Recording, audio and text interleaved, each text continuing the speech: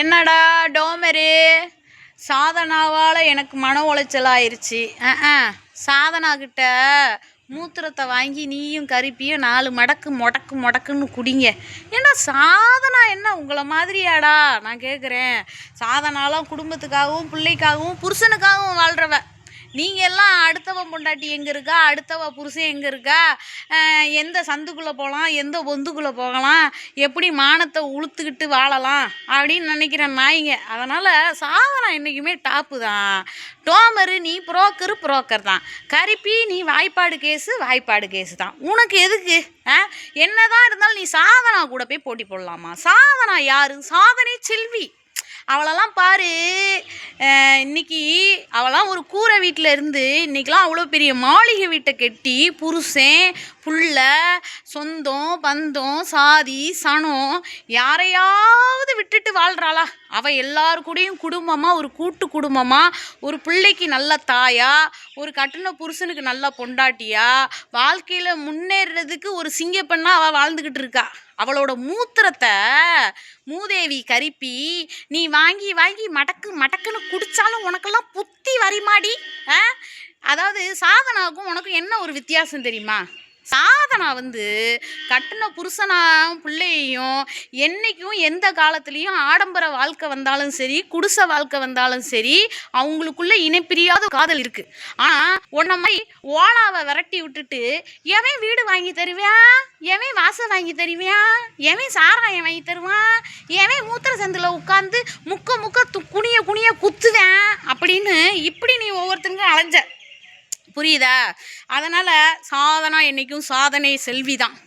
நீ கருப்பி அண்டங்காக்கா தான். அண்டக்காக்கா குருவி கூட்டுக்கு ஆசைப்படலாம், பெரிய கோபுரத்துக்கு ஆசைப்படலாமோ? அந்த மாதிரி அண்டங்காக்கா நீ அளவோடு அடக்கு, சரியா? சாதனாக்கெல்லாம் உட்காந்து போட்டி போடாத, மண்ணை கவ்விடுவ.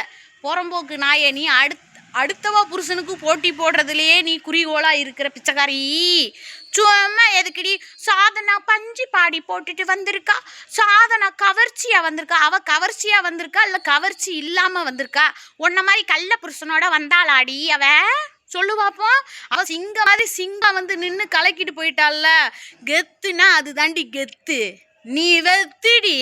அதாவது நம்மளை 4 பேர் தானாக தேடி பேசணும். வாண்டடாக போய் என்னை உங்களுக்கு தெரியுதா, நான் தான் ரவுடி பேபி.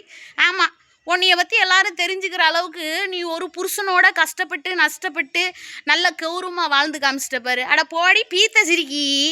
அதுவும் இல்லாமல் அந்த கூணு கலட்டு பைய வேற. கூணு கலட்டு பைய அங்கே எல்லாருமே புரோக்கரு டோமரு அப்படின்னு தானே சொன்னாங்க. உனக்கு இந்த அவமானம் தேவையா? போன இடத்துல போனோமா, சரக்கை ஊற்றி கொடுத்தோமா, கருப்பியை கூட்டி கொடுத்தோமா, அப்புறம் காட்டி கொடுக்குறோமா, வந்தோமா போனோமான்னு இருக்கிறத விட்டுவிட்டு சாதனா என்னைய ரொம்ப அவமானப்படுத்திட்டா. உனக்கு எதிராக மானம் சூடு சொரணை ஏதாவது ஒன்று இருக்கா? நீ எல்லா இடத்துலையும் அசிங்கப்படுறது தானே, அது வளர்க்கேன். இன்னைக்கு என்னமோ புதுசாக அசிங்கப்படுற மாதிரி, வாழ்க்கையிலேயே முத அசிங்கப்படுற மாதிரியே ஏன்டா பேசுகிற? கூணு கழட்ட பையல. அங்கே போய் பொண்டாட்டி கூட போயிருந்தா பொண்டாட்டியை குடிக்க வச்சு ஸ்டேஜில் ஆட விட்டுப்பியா? நீ அடுத்த பொண்டாட்டி கூடனால தான் அவளை குடிக்க விட்டு ஆட விட்டு அதில் உனக்கு என்ன பெருமை?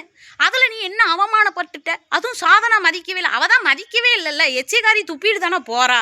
மூடிக்கிட்டு போக வேண்டியதானடா. ஏன்டா வெண்ணம் அவனை போனா போதோன்னு உன்னைய மன்னிச்சு விட்டா மவனை நீ உன்னை மன உளைச்சல் ஆக்குறா, மயிர் உளைச்சல் ஆக்குறான்னு செருப்பு கழட்டிக்கிட்டு சன்னணும், சரியா? பார்த்து.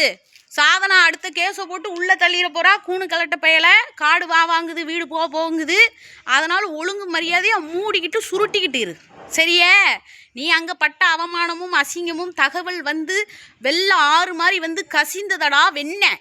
அட வெண்ணெய் பயலை, வெண்ணெய் வெங்கெண்ணெய்.